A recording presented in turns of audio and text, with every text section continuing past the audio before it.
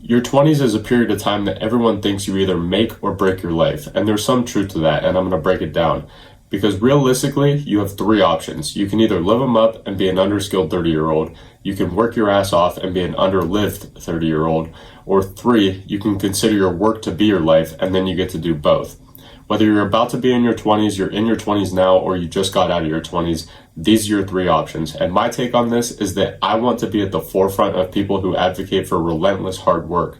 I want to be the guy who says, fuck your feelings, fuck your tired body, fuck your unmotivated mind, and just do it anyway. And a lot of people are going to disagree with this, and I'm okay with that, because I wouldn't want those type of people in my circle anyway, and I would actually love to compete against these people who only do shit when they feel like it, because I know that I will absolutely destroy them in every single metric for the rest of human time. But most of the time in your 20s, you have no idea what you want, and the system is designed to make us have to make these huge decisions about our lives when we're 17, 18 years old, about what we want to do with the rest of our lives, where we're going to go to college for the next 4 years, and what we're going to study, which is supposed to be what we're going to do as our job for the rest of our life. And in reality, it's not very fair to us. But on the bright side, no matter what age you are right now, knowing what you need to do to work and get ahead is fairly straightforward. So you can take what is known, something that you have confidence in, that you can make progress on, like getting in shape or making money, for example, and along the way, you're naturally going to get a better perspective of the things that are actually important to you. And what you'll find out, like I did, is there's far fewer of those things than you originally thought. I thought that living up my 20s was living the college experience of going out and partying and eventually getting this piece of paper from school that is supposed to take me anywhere I want to go. But what it actually was a false version of reality put onto me by my family and my friends at the time, who are both mediocre and currently live lives that I would never want to live. And it sounds harsh, but it's the truth. Think of what a waste of your life it would be to live out your parents' dream or live out your friend's dream, and then get to your 30s and realize you didn't do what you actually wanted to do. You didn't live it up, and you also didn't work your ass off, and now you have neither.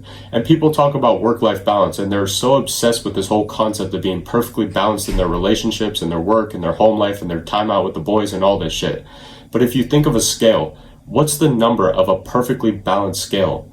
It's 0. And the biggest thing I think people get wrong about work-life balance is that they narrow their focus too much in on the present when they should just extend it in the seasons. And what I mean by this is that you can have work-life balance by working your ass off for 4 years building the life that you want for yourself, and then spend the 5th year a bit more chill because of the work that you put in for the last 4 years.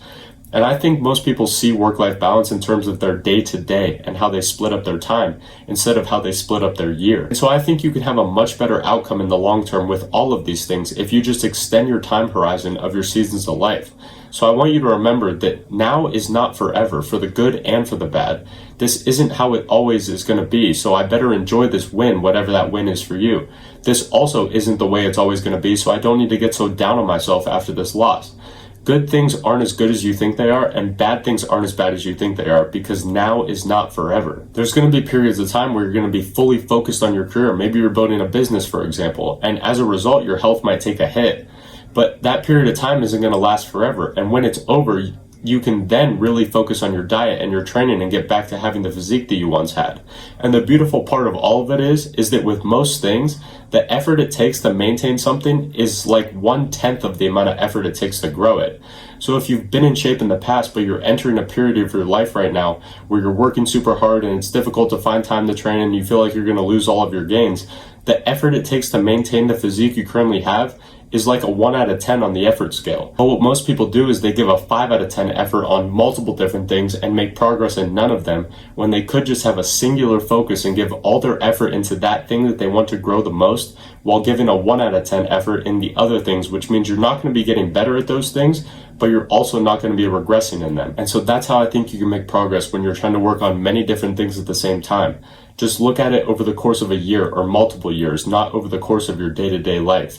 And so like I said, whether you're in your 20s now, you're about to be in your 20s, or you're in your 30s, realize that now is not forever, and it's not too late to make a change in your life for the better. And if you have any specific questions related to your goals, you can access my coaching service by clicking the top link in the description. But I hope this one helped today, and as always, I'll see you tomorrow, my friend.